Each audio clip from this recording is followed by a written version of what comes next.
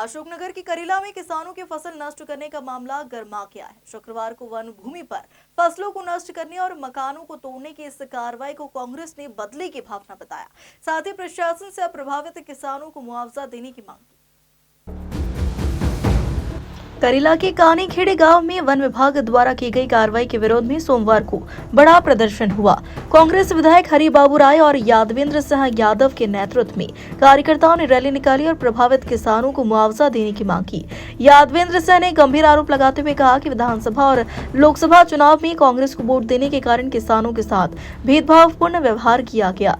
कांग्रेस ने ज्ञापन के माध्यम से मांग करते हुए कहा कि करीला मेला रंग पंचमी में अभी 1 महीने से अधिक का समय बाकी है, जबकि नष्ट की गई फसल 1 सप्ताह में कटने वाली थी। प्रशासन ने बुआई के समय कोई कार्रवाई नहीं की और न ही फसलों के लिए कोई पूर्व नोटिस जारी किया।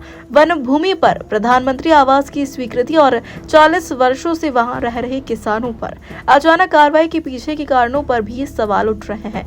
प्रभावित लोगों ने मांग की है कि भूमिहीन किसानों को कम से कम 1 हेक्टेयर भूमि का पट्टा दिया जाए और पीड़ित परिवारों को 1 वर्ष तक मुफ्त राशन की व्यवस्था की जाए। क्या कुछ आप लोगों ने यहाँ पर मांगे की है? देखिए, जो कार्यवाही की गई है, सबसे पहले तो मैं आपको बता दूं, ये कार्यवाही बदले की भावना से, राजनीतिक षड्यंत्र से की गई। और जो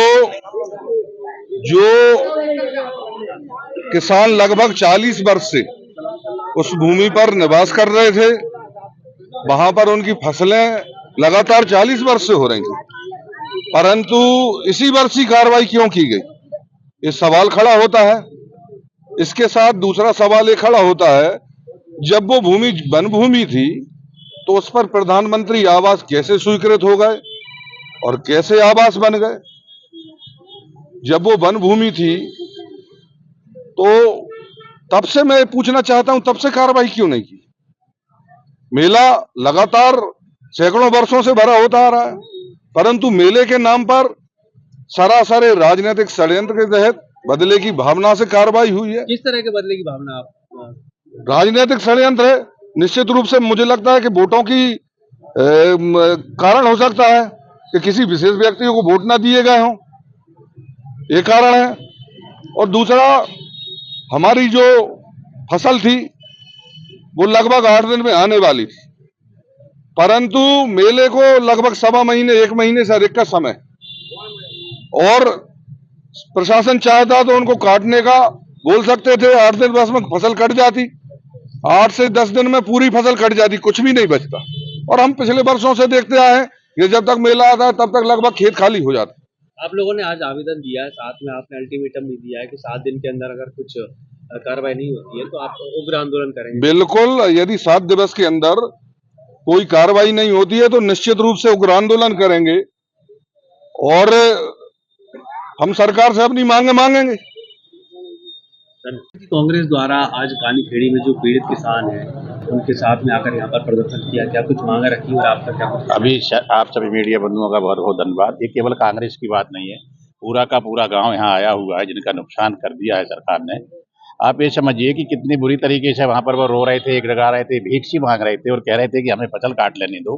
पकी हुई फसल, कभी ऐसा नहीं होता कि अन्नदाता के सीने पर इन्होंने बुलडोजर चला दिए, उनके घर तोड़े तो तोड़े, इनकी फसलों को बर्बाद कर दिया, उनके पास कुछ नहीं बचा है।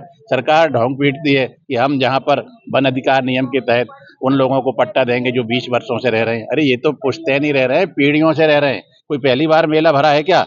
हर बार मेला भरता है, हर साल भरता है, और फसलें जब तक कट जाती हैं और इन्हीं जगह पे मेला भरता है जहाँ पर ये फसल खड़ी है। तो पहले तो कभी ऐसा नहीं हुआ। ये जानबूझकर पूरे लोग कह रहे हैं कि हमने कांग्रेस को वोट दिए थे, हमने इसलिए हमारे साथ ऐसा किया गया है, तो ये तो बहुत गलत है। लोकतंत्र में इस तरीके के कारनामे होने लगेंगे तो फिर तो जनता का कुछ बचेगा ही नहीं।